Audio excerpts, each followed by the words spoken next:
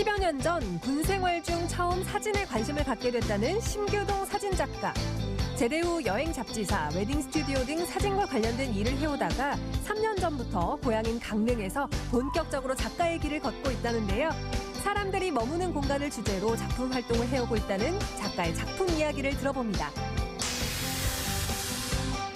20년 전 자연이 좋아 평창 진구로 귀촌한 화가 부부 권용택, 이향재 씨. 봄, 여름, 가을엔 야생화 꽃을 키우며 자연을 벗삼아 작품 활동에 매진하고 겨울엔 지역 축제에 적극적으로 참여해 지역 사회와 소통하며 살아간다는데요. 부부의 삶과 작품 이야기를 만나봅니다. 부푼 희망과 기대와 함께 대학교 입학을 앞둔 학생들. 가족의 품을 벗어나 처음으로 자취를 시작하는 학생들이 많은데요. 신입생들을 위한 선배들의 직구하기 노하우를 들어봅니다. 생방송 강원 365 지금 시작합니다. 안녕하세요. 2월 12일 수요일 생방송 강원 365 김용석입니다. 안녕하세요. 박명수입니다. 오늘 전국적으로 비가 내렸습니다. 네. 특히나 제주와 남해안을 중심으로 강하고 요란하게 비가 쏟아졌는데요. 이 비는 내일 아침까지 계속 이어진다고 합니다. 네, 그런데 보통 비가 내리게 되면 대기질이 좋아지겠다 이렇게 기대를 하기 마련인데 이번 미세먼지 상황은 금세 좋아지지 않을 것 같다는 안타까운 말씀 좀 드려야겠습니다. 네. 어제 유입된 미세먼지가 그대로 남아있고 대기 정체까지 가속화되면서 대부분 그 중부지방의 그 대기질 상황이 좋지 않은 상황이네요. 네. 네. 이번 주는 비 소식이 잦다고 합니다. 여러분들 주말과 휴일까지 전국적으로 비가 내리고요. 이 네. 비가 그치고 나면 또다시 영하권의 추위가 찾아온다고 하는데요. 사실 입춘이 지났어요. 그리고 마음에는 봄이 오고 있는데 맞아요. 이 봄이 오는 길이 쉽지만은 않습니다. 아무쪼록 여러분 이 따뜻한 봄이 올 때까지 건강 유의하시기 바라겠습니다.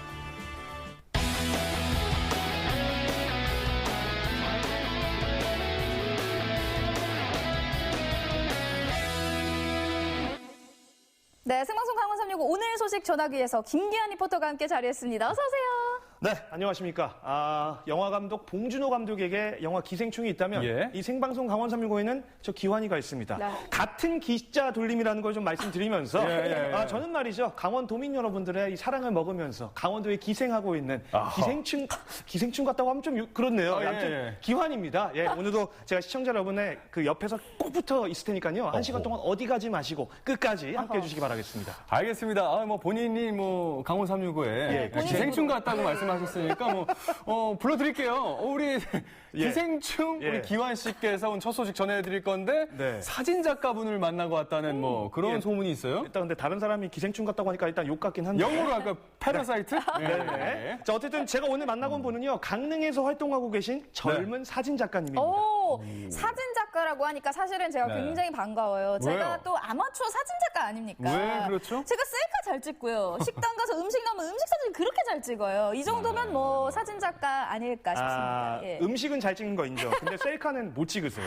네. 아닌가요? 자, 예. 근데 어쨌든 간에 요즘은 진짜 너나 할 것 없이 사진 찍는 것 자체가 그냥 일상입니다. 그냥 그럼요. 그 자체죠. 예. 그런데 오늘 제가 만나고 온 이분의 사진은 조금은 다릅니다. 어떻게 다르죠? 이거를 제가 어떻게 좀 설명을 네. 드려야 될지 모르겠는데, 네. 그러니까 뭔가 흔하고 뻔한 일상 속에서 이분은 정말 그 특별한 뭔가 이 스토리를 쫙 뽑아냅니다. 예, 그게 그게 하는 피사체가 예를 들면 인물이 됐건 간에 아니면 어떤 물체가 됐건 간에 예. 중요한 건 요거를 이 공간 안에서 표현을 한다는 거. 공간? 요게 포인트. 공간 안에서 어떻게 표현을 한다는 거예요? 그러니까 이게 참 말로 하려니까 참 어려운데요. 고시원 아시죠? 알죠. 네, 고시원에 그 담긴 희로애락을 사진에 딱 담아서 그걸 보는 이로 하여금 그 강렬한 인상을 주는 그런 분인데 제 설명은 여기까지입니다. 예. 화면을 통해 만나보시죠.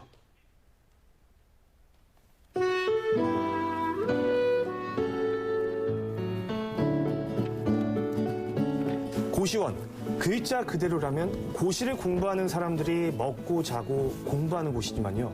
오늘날 대한민국에서의 고시원은 꿈을 이루려는 누군가 혹은 소외되고 지친 누군가의 작지만 소중한 공간이 아닌가 싶습니다. 오늘 제가 만나볼 주인공은요. 그 작은 또 은밀한 공간이 그 고시원을 이 카메라에 담는 분을 만나보려고 합니다. 한번 가보시죠. 주인공의 작업실로 향합니다. 34살 심규동 작가의 공간. 스튜디오는 부모님 댁 2층에 마련했습니다.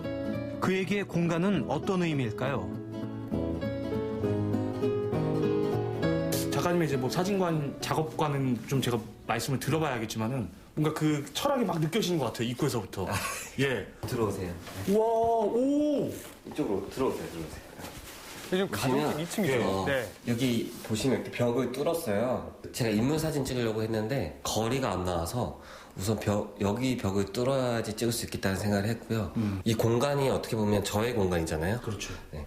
제가 고시원 찍었던 거는 네. 다른 사람의 공간에 갔어요. 그러니까 그 공간이 이제 제가 통제할 수 없는 그 사람이 만들어진 공간이잖아요. 그렇죠. 그래서 그 사람을 대변해주는 여러 가지가 있었는데 지금은 여기가 저의 공간이에요. 그래서 제가 통제를 할 수 있는 그래서 사람 인물이 들어오면 제가 통제된 일관된 그 배경 안에서 그런 인물들을 더 집중해서 찍으려고 하는 거죠.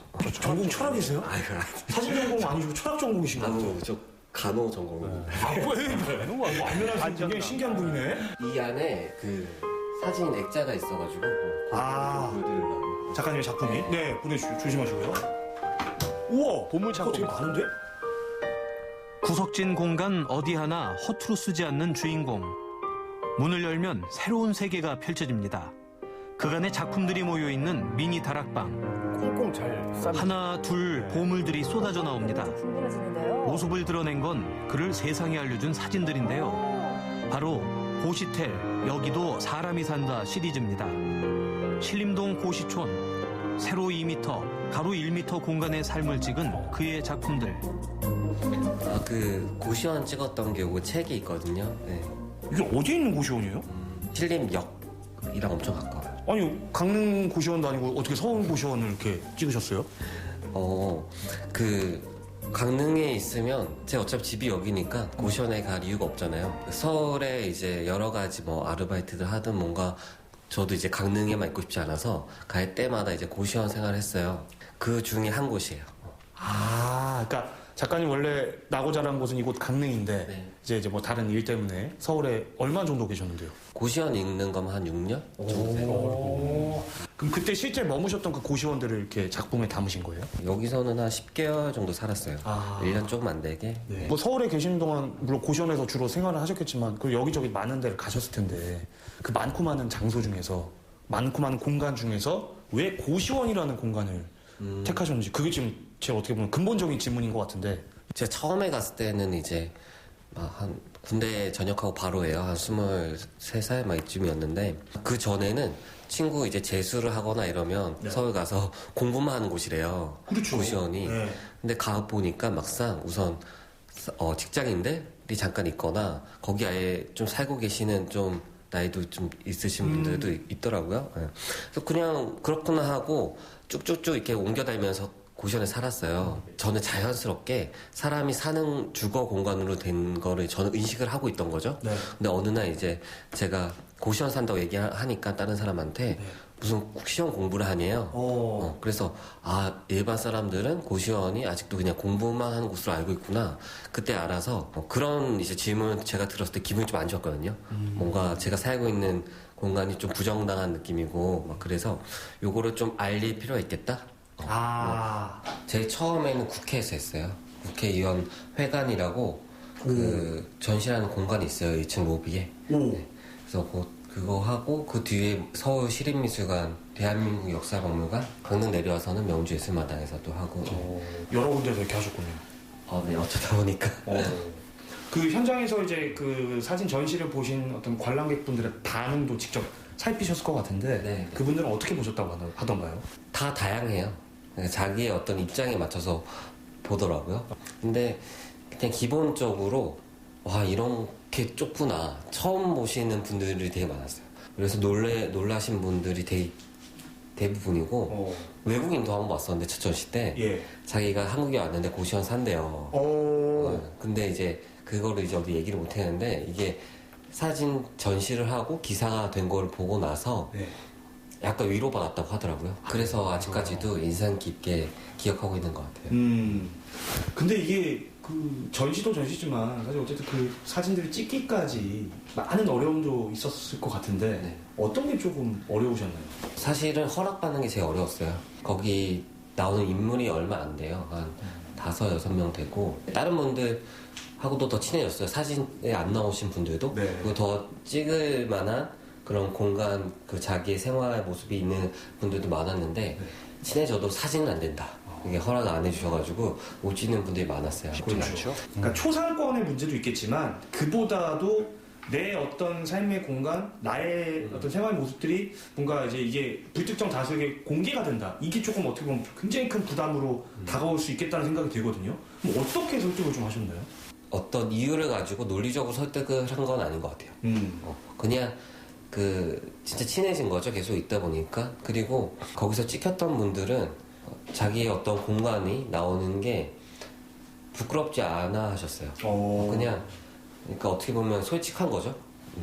그래서 그런 분들이 허락해 주신 것 같아요. 그가 좋아한다는 집 앞 골목길. 이곳은 앵글박 세상이자 작업실, 그리고 피사체입니다. 자, 작가님, 이제 저희가 좀 장소를 옮겨서 남대천으로 나왔습니다. 일단 오늘 사진 찍기 딱 좋은 날씨 아닙니까? 딱 좋은 날씨네. 자, 이제 드디어 우리 전문 대한민국 최고의 사진 작가님께 이 사진 기술을 이제 전수 받을 때입니다. 여기 근데 어떻게 괜찮나요? 앵글 괜찮나요? 사실은 남대천 속에서 어떤 작은 것들, 뭐 이런 피사체들을 찍을 수 있는 거잖아요. 근데 사실은 그게 또 공간이기도 하지만, 그냥 자화상 비슷한 것 같아요. 김기환 리포터는 남대천에서 자신의 자화상을 발견할 수 있을까요? 인물만 온전히 담는 게 오히려 어렵다는 심규동 작가에게 공간이란 인물도 문화도 모두 다 담는 그릇이자 세상인데 말이죠. 카메라를 샀는데 쓸 줄 몰라가지고 진짜 보자, 좀 난해한데요? 제가 찍은 사진. 문득 이 질문을 꼭 하고 싶었습니다. 작가님에게 대체 사진은 어떤 의미인지. 가장 저다울 수 있는 수단? 고시원 사진은 사실 저답지 않게 찍으려고 했어요. 왜냐면 나의 어떤 생각이나 이게 들어가면 안 될 것 같았어요. 그냥 그대로를 알려주려고 하니까. 그래서 이제 구도도 위에서만 찍는 걸 하려고 했었는데 하고 나서 지금 와 보면 그래도 저다운 게 너무 많이 들어가 있어요. 그 순간이 될 수도 있고 그 과정도 될 수도 있고. 그래서 사실 오늘 이렇게 찍은 건 취미지만 가장 저다운 사진이거든요. 이렇게 찍으면 저의 어떤 좋아하는 거나 시각들을 보면서 나중에 사진을 보고 아 내가 이랬구나, 난 이런 사람이구나 스스로 알게 되면서, 사람들은 스스로를 잘 모르는 것 같고 계속 알아가려고 하잖아요. 거기에 수단이 카메라인 것 같아요. 사진인 것 같아요. 앵글 속에, 틀 속에 갇혀있는 움직임 없는 사진들. 하지만 가만히 들여다보면 그 안에 나 자신이 스며 있습니다. 세상과 소통하고 공간 속 자신을 드러내는 것. 그것이 심규동 작가가 사진을 대하는 이유겠죠?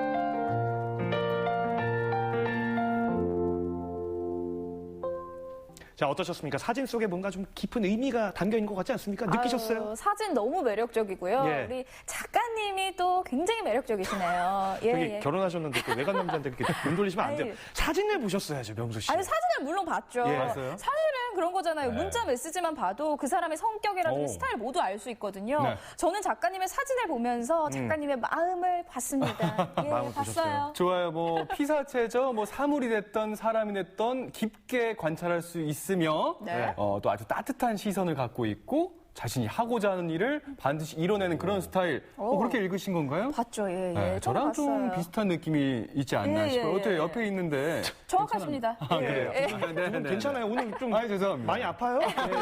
자, 진정하시고요. 네네, 근데 네네. 이 작가님이 이제 바라는 점이 딱 하나 있다고 합니다. 뭐예요? 사진 잘 찍는다. 단순히 이 얘기를 듣는 것보다는 네. 이런 사진도 있구나. 이런 공간도 있구나. 이 얘기를 오히려 더 많이 듣고 싶어 하신다고 하더라고요. 예. 앞으로 더 많은 공간에서 어떤 이야기를 펼쳐나갈지 굉장히 기대가 되는데요. 작가님의 작품 활동 계속해서 응원하도록 하겠습니다. 파이팅! 네. 네, 이번 소식 잘 만나봤고요. 네. 다음 소식 만나기 위해서 평창으로 가볼 텐데, 좋습니다. 이 네. 평창 백석산 중턱에는요, 이 자연을 벗삼아 살아가는 화가 부부가 있다고 합니다. 맞습니다.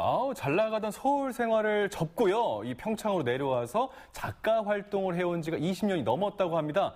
어떤 주인공들의 어떠한 작품 활동 스토리가 담겨 있는지 지금 화면에서 함께 찾아보시죠.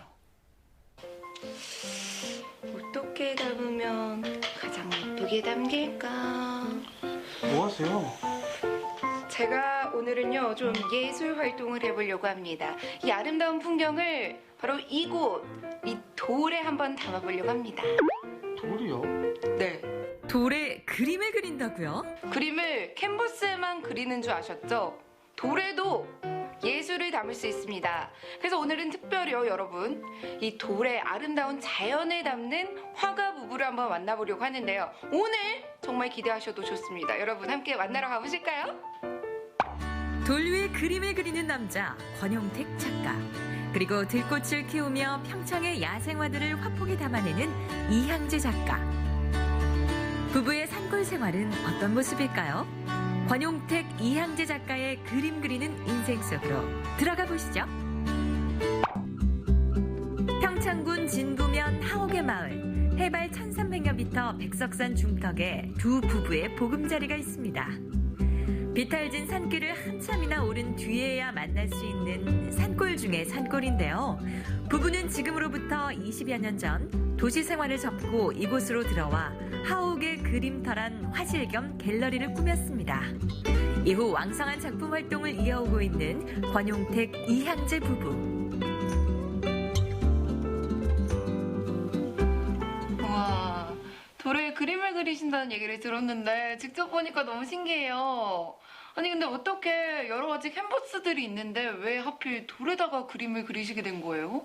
이 산에는 청석이라고 하는 이렇게 청석이란 돌이 있어요. 이 돌은 이게 편편하게 갈라져서 걸 수도 있고 이렇게 눕혀놓을 수도 있는 그런 돌인데 우연히 그 길을 걷다가 이렇게 산세가 이렇게 나타나는 그런 느낌의 돌을 발견을 한 거예요. 그래서 여기다가 그대로 이 선을 따라서 산을 그리면 참 자연스러운 산이 나오겠다라는 그런 생각을 하고 여기다 직접 그려보기 시작한 거예요. 초창기 화단에서는 캔버스가 아닌 돌에 그림을 그리는 그를 낯설게 바라봤습니다. 하지만 이젠 많은 이들이 주목하고 관심 있게 지켜볼 정도로 그의 작품 세계는 독보적인데요. 돌에다 그린 첫 번째 작품이에요. 그래서 그때는 이 형태가 독돌을 닮았다고 생각을 했는데 그래서 이 다른 돌들을 좀 붙였어요. 독도처럼 보이게 하려고. 그런데 이제 그렇게 인위적이어서는 안 되겠다는 생각이 들어서 그 뒤로는 건드리지 않고 그리는 거를 계속 했는데 이 그림을 할 때 첫 번째 작품이라 이렇게 돌을 붙일 생각을 했었어요. 최대의 자연미와 최소의 인공미만을 살려 있는 그대로의 아름다움을 표현하고 싶었던 권용택 작가. 그는 이야기가 있는 돌을 고르는 것부터가 작품의 시작이라고 말합니다. 돌의 생김새에 따라서 느껴지는 게 많이 다르더라고요. 돌이 먼저가 70% 이상이고 내가 거기에 한 30% 얹혀 있다. 그런 느낌이었고요. 이 돌이 흔히 구할 수 있는 돌들이 아니고 우리 또 이 평창 지역에서만 나오는 돌이기 때문에 제가 앞으로도 무궁무진하게 돌 속에서 많은 것들을 이룰 수 있지 않을까 그런 생각을 해봅니다. 지금 어떤 작품을 지금 그리고 계신 거예요? 지금 여기는 네. 이 돌에서 내가 느끼기를 끝에 모양이 마치 설악산에서 봤던 울산바위 모양이었어요. 그래서 권금성에서 울산바위 쪽을 향해서 내려다본 모습으로 늦가을에 첫눈이 내리는 그런 풍경을 그려보고 싶은 거예요. 그래서 여기 지금 흰색으로 찍으신 거구나. 이제 눈이 위에 이제 살짝 이렇게 쌓이는 거로요. 눈 내려서. 근데요, 제가 아까부터 좀 눈여겨봤는데 저 작품은 뭐예요? 이 작품이요? 네, 저분 누구신가요? 어느 날 길을 걷다가 네. 이 하트 모양이 이렇게 닮은 그런 돌을 발견을 한 거예요. 네. 그래서 이 돌에는 아내를 그려주는 게 정말 좋을 것 같다. 네. 그래서 이제 그 아내의 모습을 그리고 뒤에 우리 백석산의 풍경을 이렇게 집어넣어서 이곳의 풍경이 들어가요. 와, 진짜 독특하네요. 얼른 아내분을 만나보고 싶습니다. 여기 계셨네요. 이곳에 오기 전 그림을 잡았던 아내 이향재 씨는 전원 생활을 하며 다시 붓을 잡았는데요. 저 어떤 작품을 그리고 계신 거예요? 지금 좀 봄이 오니까는 네. 좋아하는 진달래를 한번 그려보고 싶어서 네.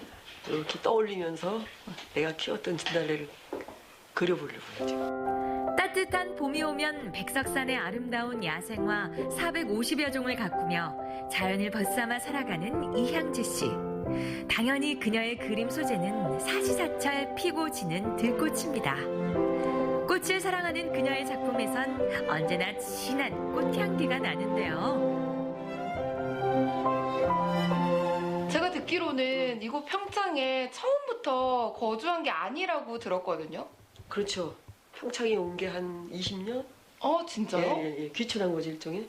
오. 귀촌. 어렸을 때는 구체적으로 그렇게는 생각을 안 했겠지만 지금 돌이켜보면 이런 생활을 상당히 좋아했던 거, 추구했던 것 같아요. 꿈꿔왔다. 근데 지금 여기 아주 그냥 너무 잘 왔죠, 정말. 딱이죠, 진짜, 저한테. 예.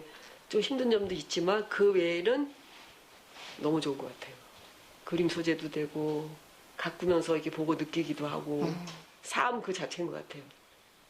며칠 뒤 저희가 지금 평창에서 춘천으로 넘어왔잖아요. 네. 여기 왜 온 거예요, 저희?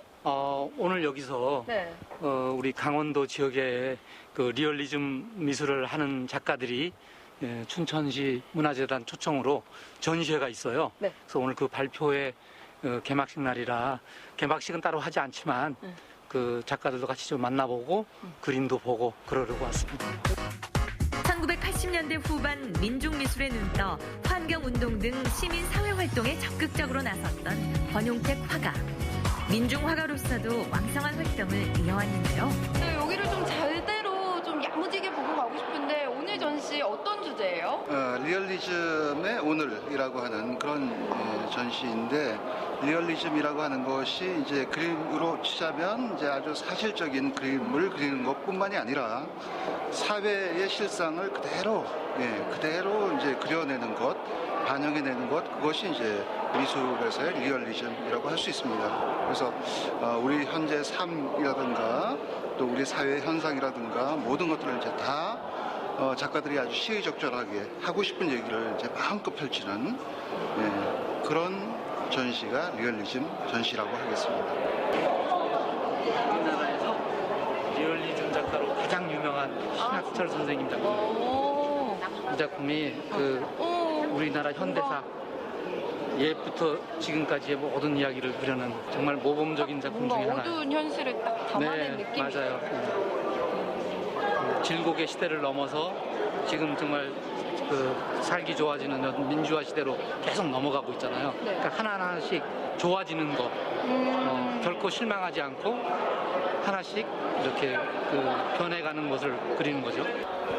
리얼리즘 작가 18명의 조각과 회화 32점이 전시된 리얼리즘 오늘. 찾았다! 요거 아니에요, 요거? 맞아요. 많이 봤어요. 잘 봤어요. 역시. 그러니까요. 두 작품이 나왔는데 네. 왼쪽 작품은 80년대 우리나라가 개발되고 아파트가 막 들어서면서 정말 세입자들의 아픔 같은 거를 그린 거고 당시에 그다음에 이제 이거는 17년도 작품이니까 가장 최근 작품이에요. 우리가 평화로운 어떤 오후의 산 정상의 모습인데 그 풍경 위를 지나가는 비행기의 그림자가 있어요. 그게 그냥 일반 여객기도 아니고 그때가 북핵 위기가 있었을 때 그런 이제 풍경으로 바라보는 걸로 끝나는 게 아니라 그 시대 상황까지도 풍경에 담아내려고 하는 그런 그림이죠. 권용택 작가는 때론 칼보다 더 날카로운 붓을 들어 시대를 꼬집는 사회 참여 작가로, 때론 독특한 기법으로 한국의 아름다운 산하를 돌 위에 수놓는 돌화가로 왕성한 활동을 해오고 있는데요. 남편분의 작품이 이렇게 전시가 돼 있잖아요. 이렇게 보시면은 좀 기분이 어떻게 되세요? 저 항상 느끼는 건데 네. 이게 그냥 작업실에 걸려 있을 때하고 이렇게 전문 전시장에 걸릴 때 좀 느낌이 틀려요. 더 감동적이고 남편이 자랑스럽죠. 몸 따로 생각 따로 그림 따로인 작품 말고 몸도 생각도 그림도 똑같은 작품을 해보고 싶어 평창에서 한다는 권용택 이향재 부부. 앞으로 부부의 캔버스 위에 어떤 그림들이 채워져 나갈지 기대해 보겠습니다. 돌의 그림 남자 권용택 작가, 그리고 백석산의 들꽃을 화폭에 담는 이향재 작가, 두 분의 아름다운 하옥의 그림터 이야기 잘 만나봤습니다. 네, 두 부부가 함께 하고 있는 작품 활동의 모습들이 참 아름답다는 생각을 가져봤습니다. 평창의 그 아름다운 자연을 잘 담아서 벗삼아서 작품 활동을 이어오고 있는데요. 그렇죠. 우리 박 작가님 같은 경우는 40여 년이 넘는 시간 동안 개인전을 15회, 기획전 300개 이상 참여하면서 뭐 왕성한 작품 활동을 계속해오고 있습니다. 대단하세요. 근데 제가 또 듣자 하니까 이분들이 그림만 그리시는 게 아닙니다. 이게 지역 주민의 일원으로서 지역을 위해서도 정말 왕성한 활동을 하고 계시거든요.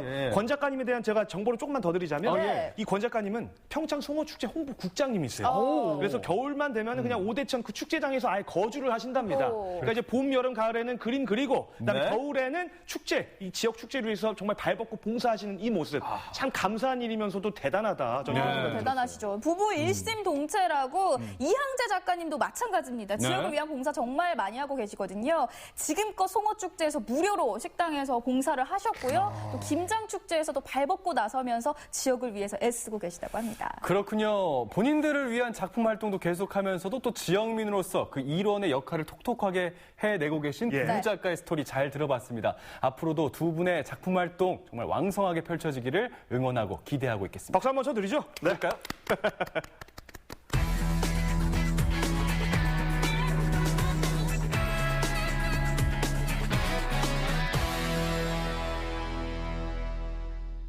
네, 생방송 강원 365 함께하고 계신 지금 시각은 6시 53분 지나고 있습니다. 전국은 지금 오늘은 제주로 떠나보도록 하겠습니다. 네, 요즘에 뭐 배달 음식 시장이 엄청나게 증가했지 않습니까? 다 요즘에 스마트폰의 그 애플리케이션에도 뭐 배달 음식과 관련된 배달업체와 관련된 것들이 많이 깔려 있는데요. 제주도도 요즘에 배달 음식의 아주 메카로 소문이 나고 있다고 합니다. 네, 어떤 음식들이 있는지 지금부터 함께 살펴보시기 바랍니다. 다 같이 먹어 헤이 랄랄랄랄랄라.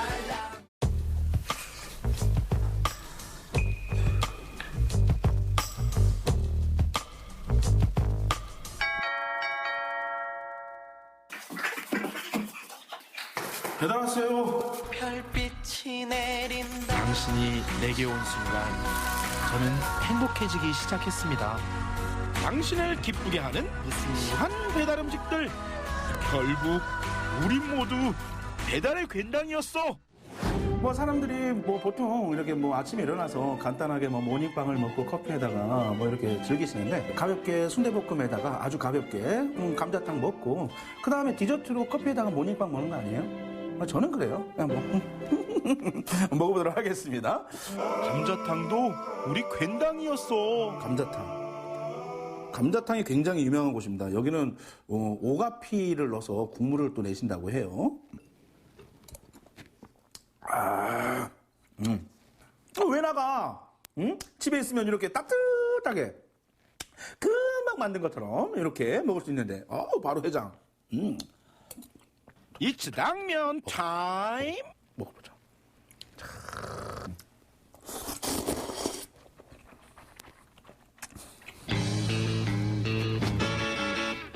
뭔가 느낌이 그런 겁니다. 당면이 10도부터 위장까지 아스팔트를 예쁘게 쫙 깔아놓고 6단을 그 다음에 고기랑 순대랑 부드럽게 쏙쏙쏙 들어가라 하는 것 같은 느낌. 부드러운 이 느낌. 야.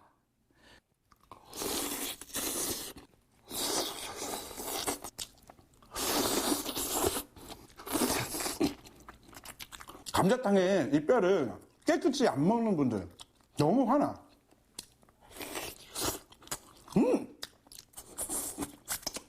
이거 빨아먹는 재미 아니에요? 와우, 너무 맛있다. 곱창 순대볶음도 우리 괜당이었어.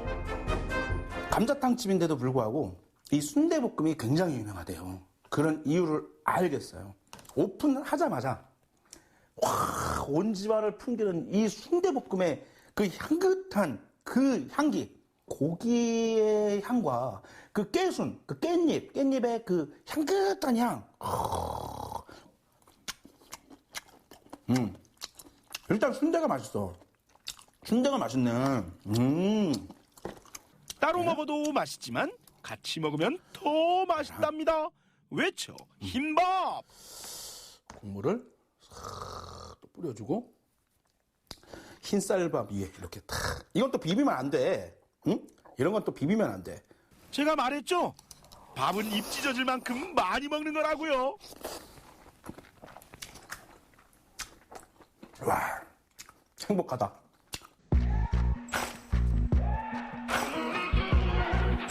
먹방 좌선생 변신. 아침에 해가 떴습니다. 자리에서 일어나서 아침에 눈 뜨자마자 돼지고기와 함께하게 돼서 너무 행복해요. 배도 조금 채웠겠다. 우리 후배님들 좀 만나볼까나? 얘들아, 99학번 선배님 왔다. 이번에는 제가 좀 약간 좀 추억을 되살려서 학교로 왔어요. 잔디밭에 앉아서 막걸리 먹고 소주 먹고 그랬던 기억이. 그리고 우리 후배님들을 좀 막 불렀는데 밖에 한 20명 정도 있던데 다 가버렸나? 공부하고 사장 생겨가지고 네. 그렇지. 나는 더 푸짐하게 시켜주려고 했더니 애들이 그냥 가버렸네. 우리 학생들은 요즘에 공부를 너무 열심히 해서 내가 절대 내가 불편해서 간 건 아니잖아. 절대 아닙니다. 너는 내가 편해서 있는 거지? 네, 절대 불편하지 않지. 네. 배고프고 너 좀 많이 먹어야겠다. 그래. 자, 감사합니다. 맛있지? 맛있습니다. 그래, 맛있지. 당연히 맛있지. 자, 이것도 먹어. 그래. 많이 먹어. 너 많이 먹어야 돼. 그러면 저녁에 뭐 이렇게 한 잔이 호프라도 한 잔 이렇게. 호프요? 뭐 애들 다 데려와. 편하게. 너 절대 안 불편하잖아. 그냥 편하게 와서. 교수님 전화 잠깐. 뭐 전화도 안 오는데. 네. 내가 총장님한테 전화해줄까? 수업 빼줄게. 우리 후배가 떠났습니다.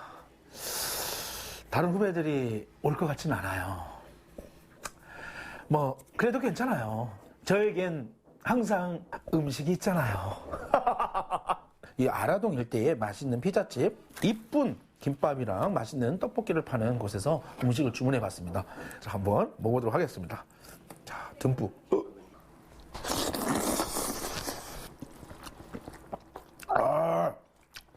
우리 어릴 적 그 추억이 탁 떠오르는 과거로 돌아가는 듯한 그런 느낌입니다. 너무 좋아. 만두 속에다가 국물을 잔뜩 넣고 이렇게 먹는, 나 이런 게 되게 좋아. 김떡은 진리죠.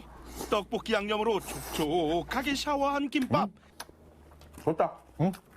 흔히 맛보던 프랜차이즈 피자가 아닌 제주산 유기농 치즈로 만든 건강 피자.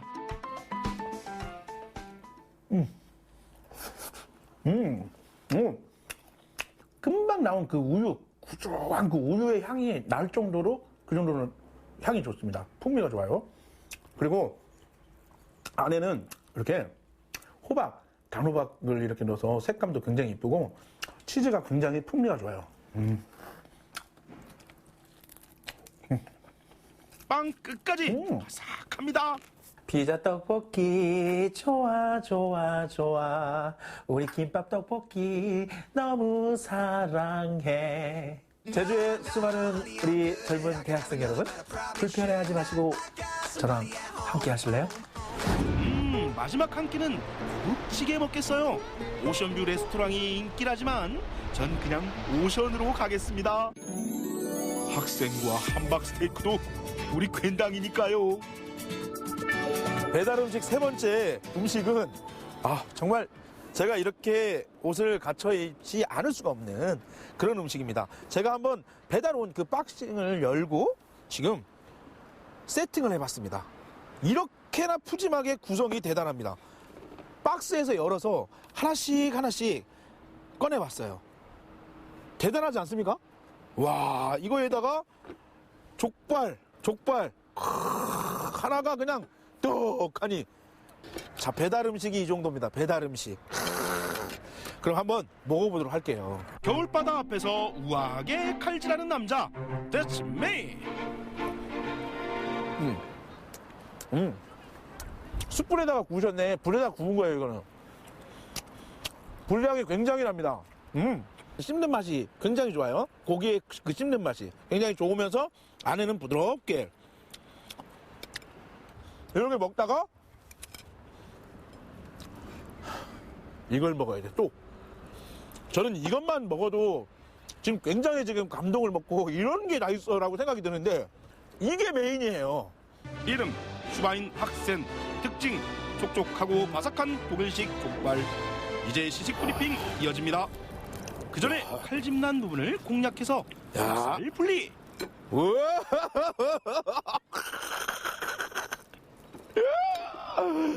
야, 대단하다. 굉장히 촉촉해. 와우. 쌩. 이것도 그냥 놔둘 수 없지.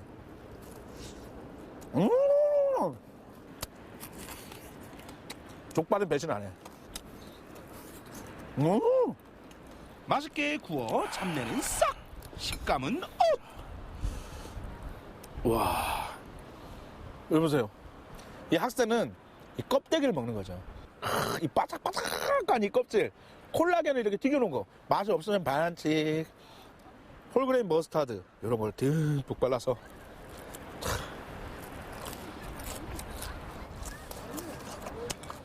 바삭바삭바삭. 이 학생이야말로 진정한 겉바속촉이지. 금방 껍데기를 바삭바삭하게 먹고 이 안에 있는 고기를 야들야들 지금 기름이 지금 자르르 흐르는 거 보이죠? 볶음밥에 함박스테이크에 소세지에 알감자에 이런 독일식 학생 족발 한 덩어리를 3만 원대에 이렇게 주문해서 먹을 수 있다는 거. 엄청나다. 엄청나.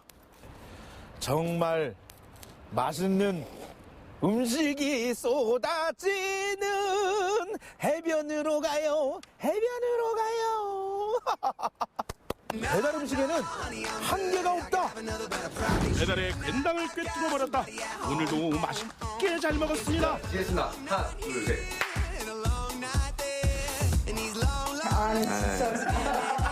한계 없는 주아 선생. I'll be back.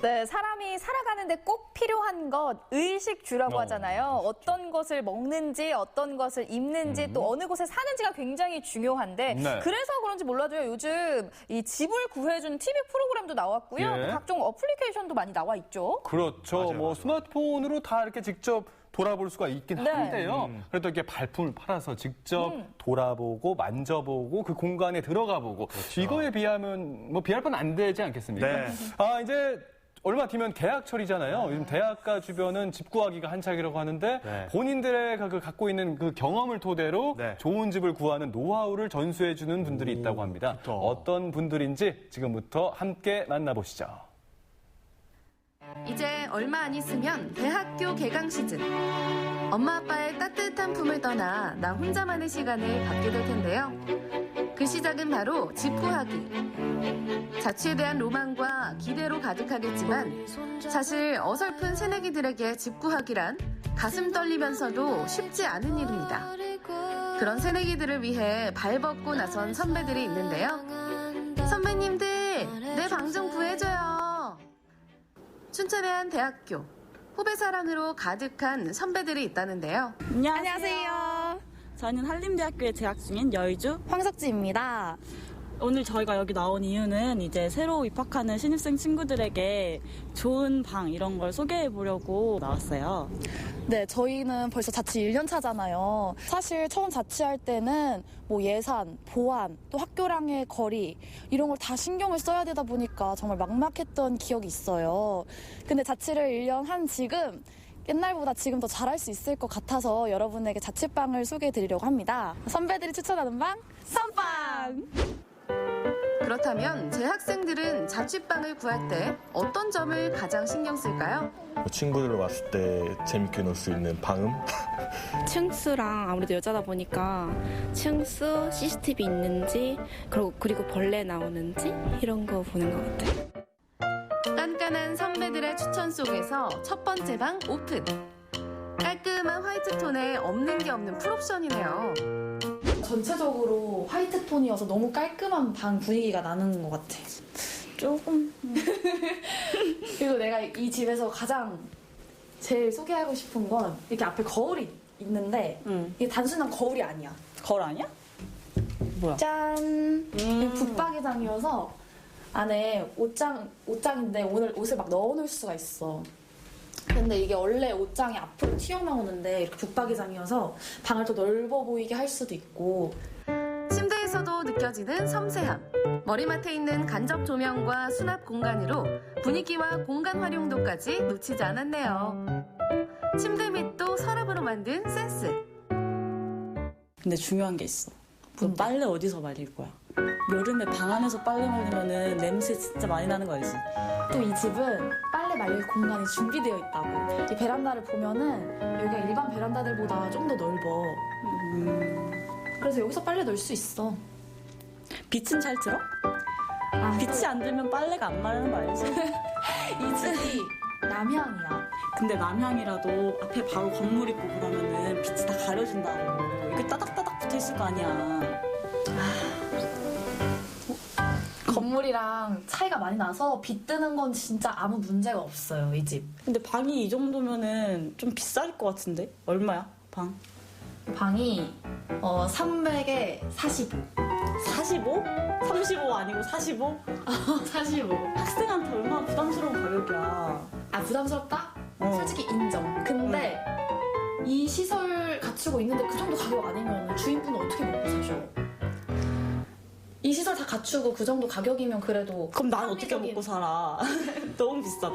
그리고 진짜 너무 비싸. 학교랑 진짜 정문 걸어서 1분. 1분? 진짜 너무 가까워. 너 1분 너 시간을 돈으로 살 수 있어? 없지. 그 시간을 아껴주는 집이야. 오고 가는 시간을 아껴주는 집. 내가 그렇게 가까운지 증명해본다. 아니기만 해. 진짜 갔다 와봐. 1분. 갔다 와봐. 1분. 진짜 출발하는 여의주 선배. 과연 1분 안에 도착할 수 있을까요? 도착. 1분 12초. 아, 진짜 가깝다. 이제 이 집에서 나와봤는데 이 집에 대한 의주 씨의 평가를 듣고 싶어요. 평가요? 네. 외부 시설부터 말씀을 드리면 외부 시설부터 보안, 가격의 옵션까지 종합적으로 평가해보는 여선배. 그리고 제 취향을 말씀드리면 제 취향은 정말 에이플이에요. 취향 저격? 취향 저격 성공? 성공, 에이플. 가격 빼고 모든 게 마음에 든 첫 번째 방이었습니다. 그럼 이제 제가 추천하는 방으로 한번 가볼까요? 기대할게요. 기대도 좋아요. 기대도 좋아요. 근데 막 에타나 뭐 학교 커뮤니티 이런 데 보면은 자취방 같은 거 엄청 많이 올라오잖아. 맞아. 나도 한라 그 카페에서 구해가지고 거기서 한 4군데 정도 찾아서 직접 연락해서 보고 다녔어. 좋은 것 같아. 학생들끼리 그렇게. 맞아. 그리고 전에 살았던 사람 얘기도 들어볼 수 있어서 더 좋아. 두 번째 방 도착. 가격에 놀랐던 첫 번째 방 대신 가성비에 집중할 수 있는 방이라는데요. 디자인이 살짝 올드할 뿐 그래도 없는 게 없습니다. 우선 여기가 시설이 조금 오래되긴 해서 좀 약간 노후화돼 보일 수 있는데 인정. 여기는 가성비가 좋은 집이야. 가성비? 그래서 일단 너가 방이랑 다 본 다음에 마지막에 얼마일지 맞춰봐. 아, 그래? 여기 옷장부터 보자면은 옷장이 되게 크잖아. 옷장을 열면은 여기 위에 옷걸이들도 있고 여기 밑에 이렇게 나눠져 있기 때문에 야, 여기 넣을 수 있어. 잠깐만. 이거 너무 노후된 티 나는 거 아니야? 이 옷걸이? 아니야, 이거 레트로야. 너 레트로 감성 몰라? 아, 이런 거 유행이잖아. 일부러 매치했구나. 대학생들 얼마나 좋아해, 레트로. 이거 해놓은 거지. 아직 레트로 감성은 끝나지 않았다. 이게 언제적 책상일까요? 그 옛날 386 컴퓨터와 어울릴 법한 컴퓨터 책상. 아 잠만. 왜? 나 여기에 단점을 또 하나 발견했어. 뭐? 아 이거 비밀번호 요새 비밀번호 아니고 이거 요새 쓰는데 어딨어. 야, 흔치 않는 그런 감성이 있잖아. 레트로의 그런 감성. 아 이 집 되게 유튜브 그런 세대들한테 얼마나 인기가 많은지 알아? 감성 있는 집이네. 너 열쇠 감성 몰라? 열쇠고리 이렇게 달고 다니는 그런 감성 몰라? 제가 지금 본 방은 이게 다 전기가 심야전기고 난방도 그래서 도시가스비 따로 안 내고 전기세만 내는 방이에요. 수도세 이런 것도 안 내도 돼요. 괜찮죠? 그래서 이렇게 다 한 가격이 얼마일까요? 제가 토끼 씨가 맞춰봐요? 생각하기에 얼마일까요? 이거는 일단 관리비까지 있으니까 한 33? 32? 33? 얼마예요? 맞았죠? 얼마예요? 아니에요. 틀렸어요. 얼마예요? 30. 30? 응, 30. 싸죠? 30이면 가성비 좋다. 찾기 힘들어요. 조금 올드하면 어때요? 옛날 감성 느끼며 가성비만큼은 최고인 두 번째 방이었습니다. 임대차 계약 시 가장 주의하셔야 할 점은요. 해당 주택의 실제 소유자 확인입니다. 등기부등본을 열람하시면 실제 소유자를 확인하실 수가 있고요. 보증금과 월차임은 실제 소유자에게 이체를 하셔야 합니다. 간혹 대리인과 계약을 진행하는 경우가 있는데요. 대리인과 계약을 진행하실 때에는 인감도장에 찍힌 위임장과 인감증명서를 확인을 하셔야 하고요. 계약서 작성을 마치신 후에는 해당 주민센터에 방문하셔서 전입신고와 확정일자를 받아두신다면 소중한 나의 보증금을 지키실 수가 있습니다. 마치 자기 방을 고르듯 열심히 방을 찾는 선배들. 학교와의 거리는 있지만 앞에서 소개한 두 집과 다른 특별함이 있는 세 번째 방.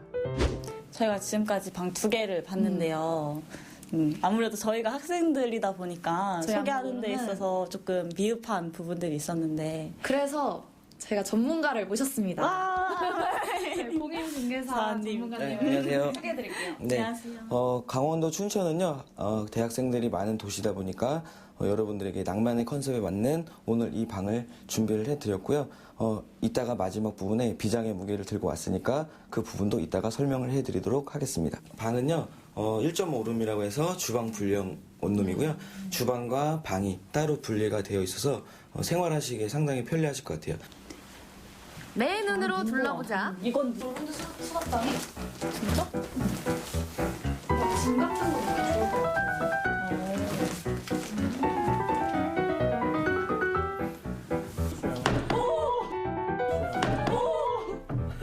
이거 문이 안 열리는 것 같아. 침대에 걸리는데요? 상처당했다, 침대. 이 방의 단점 중 하나네요. 지금 바깥 창문 바깥으로 조망을 보시면 아주 조망이 잘 펼쳐져 있는데 제가 아까 말씀드린 비장의 무기가 바로 이것이었습니다. 비장의 무기.